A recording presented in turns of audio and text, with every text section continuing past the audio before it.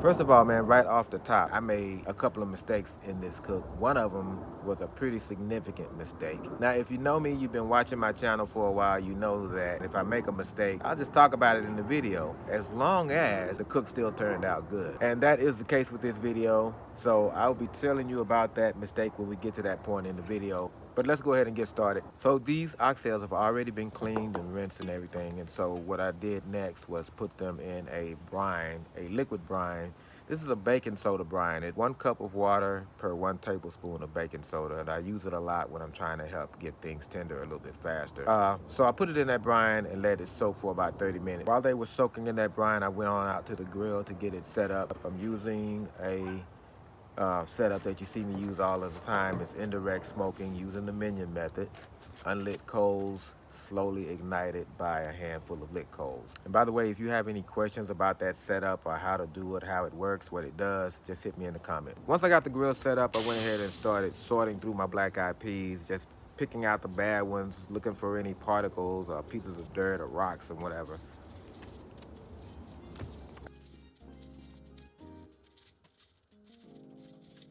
After I got that done, I rinsed them really well.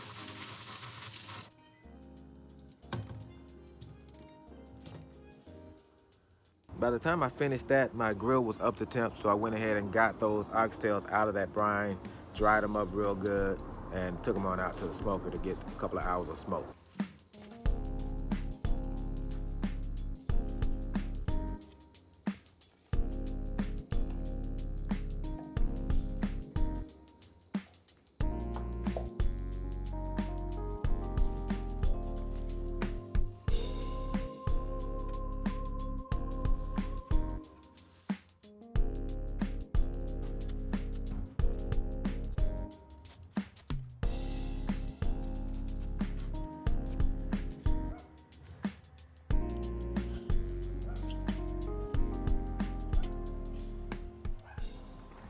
Now, normally most people would soak their beans overnight if they have a hard bean like black-eyed peas or something like that.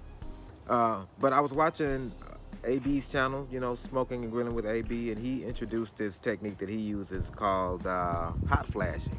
It's basically you boil a pot of water, take it up to a rolling boil, and then turn it off, and then just put your beans in there and let them soak in that boiling water for about an hour and 10 minutes, and that simulates an overnight soak. So that's what I did with these beans. While those beans were soaking in that hot water, I went ahead and started doing some of my prep work. And the first thing I did is chopped up 1 large onion and sauteed it in a pan of hot butter.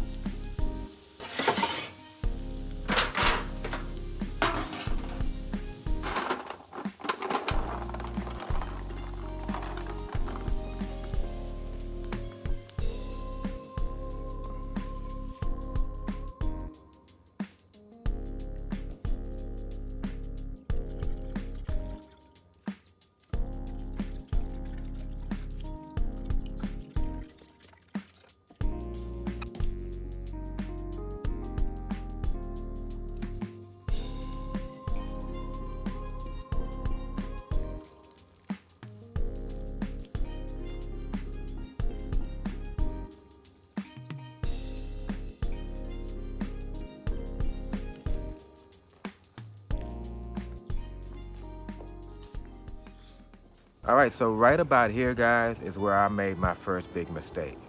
Because to be honest with you, I really should have just stopped right after I hot flashed those beans and then just concentrated on the oxtails and let them get all the way to maybe about the last hour before I even started those black-eyed peas. But when I got back out to the grill and took a look at the oxtails, man, they was looking so good. They had such great color, and I knew they had plenty of smoke. So I'm thinking, man, I put these beans out here. The beans got enough liquid in them. I put these beans out here, and I've just put my oxtails inside my black-eyed peas, and and they'll braise in there and they'll braise in there and they'll get done with the beans. But there's one problem with that. Beans soak up a whole lot of liquid. So by the time the beans had cooked for a little while, they had soaked up most of that liquid, and there just basically wasn't enough liquid in there to braise those oxtails and get them tender. Not as tender as I wanted them to be anyway. Even if there was enough liquid in there, we're still talking about a 2-hour difference between the time that the beans would be ready and the times that the oxtails would be as tender as I wanted them.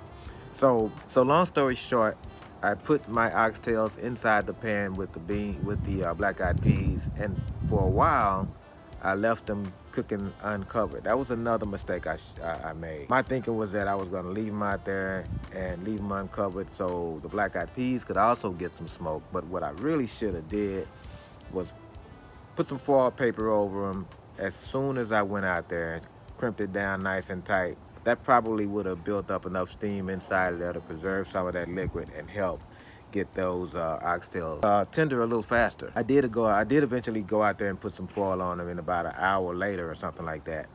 But from that point on, it was just really kind of fighting back and forth, going back and forth with the oxtails, probing them, trying to get them tender and stuff like that. It eventually got to a point where my fire was just about done, and so I had to make a decision. Back out here for another check, guys. Been probably about another half hour. My fire is almost done, and I really don't see any need to replenish it because we're done smoking. So I think what I'm gonna do is just take it on in the inside, put it in the oven to finish it in there. Still never got fall off the bone tender like I wanted them, but they did get tender enough, and it had such good flavor, man, from the seasoning that I put in there and the smoke on the oxtails that we really enjoyed them. But truth be told, my black-eyed peas were a little bit overcooked at that point. But the cook was not a failure, and that is the reason why I wanted to share it with you. I think your best growth comes from mistakes, no matter what it is that you're doing. Certainly with cooking, though, you know. People that are never making mistakes or just doing the same things over and over again, they're just never challenging themselves. That's my opinion. But even when I make mistakes during a cook, if the cook came out good at the end and we ate good, then it's a success because I learned something that's going to make me do that recipe better the next time, and we still got to eat good. All right, y'all, it's Ron on the Grill.